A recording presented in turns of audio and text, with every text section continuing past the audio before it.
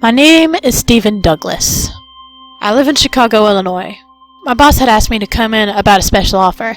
I was a little reluctant considering how much of an asshole my boss is, but I knew his son Derek had recently passed. I decided to give him a chance. When I entered the office, my boss was in tears. He tried to hide it with a tissue as I sat in the chair. He gathered himself and spoke. "Stephen, I'm sure you're aware of my son's recent suicide." I replied with a loyal, "Yes, sir. I'm sorry for your loss." Don't be. Anyway, I thought you might be interested in his computer. It's got decent specs, and I know as the best IT guy in the business, you know how to handle the idiosyncrasies. Oh, sir, I can possibly... Stephen, please, I insist. It's the least I can do after all these years. Why me? He had never given me this much praise before. He fucking hated me. I just wanted to get out of there. Something wasn't right. Well, sure, I'll take it. Good. So you can just take it, and I'll see you Monday. I grabbed the computer and got the hell out of there.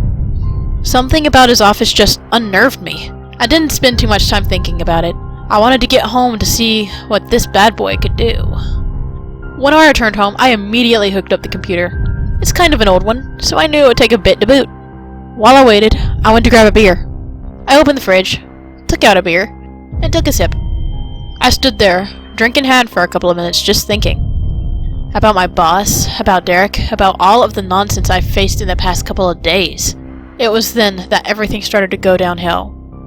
I heard a noise so horrifying, so startling, so inhuman. I dropped the glass bottle on my foot and it shattered into pieces. The first thing that came into my head was, it came from the computer room. I rushed to where I had hooked up the computer to see it booting normally. The Windows XP logo was there, and it was revealing a desktop as plain as it gets. Nothing out of the ordinary here. I glanced around the room. Nothing. Everything was normal.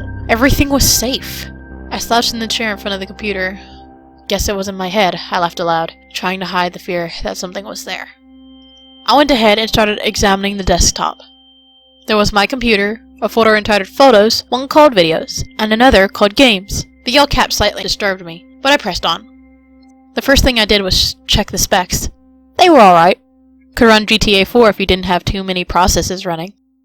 I closed my computer and stared at the screen a bit. What am I going to do with this computer? Did I really want to see Derek's photos and videos? And that's when it hit me. What if my boss wanted me to find clues towards Derek's suicide? Now, I've always loved mysteries, so when I thought of this, I decided to begin searching instantly. I was about to click Photos when an error message sound startled me out of my chair. It was something I had never seen the likes of before. It simply said, "Catch me if you can." I stared at the words on the screen long enough to scare myself. I decided to ignore it and press on. I clicked OK when that god-awful noise played again. I was able to examine it more clearly now. It was Derek's suicide audio clip distorted by some white noise. The full clip was about 4 minutes long. This part was about 3 seconds. All included was the gunshot. It was horrifying to think about. A perfectly happy kid killing himself for no discernible reason. The error message was still there. I clicked OK again, and this time a video came up. It was the audio clip, but it had a video and it was 20 minutes long. Apparently they didn't show us the full thing. It started with Derek talking to somebody off camera. A British man. "Please, I don't want to do this." Did I fucking ask you what you want? Huh? Is it fucking Christmas? No, you do as I say. Do you fucking understand? Fucking kids. Okay, I'll do it. Just don't hurt my dad, okay? Your dad'll be fine, you little brat. Now shut the fuck up and take your gun. Derek then proceeded to recite the monologue on the audio clip. It included him saying things about girls at school, bullies, and even abusive teachers. But none of it was true. Everything was proven false later. He then took the gun, let out one final scream, and blew his brains out on the back wall. After the suicide, the camera turns to reveal the boy's father, tied up in a chair. The British man speaks again. "Well, there you go, you fat fuck. You let your son blow his brains out all over your bedroom wall because you're too much of a fucking pussy to do it yourself. You make me sick, you bastard. I ought to kill you right here, right now." But he didn't. The video turns to black for the remaining time. At this point, I was frozen. I closed out the video and the computer blue screened. A bad one at that. I couldn't recover the computer or any of its components after that. It was all fried. The computer sits in my basement.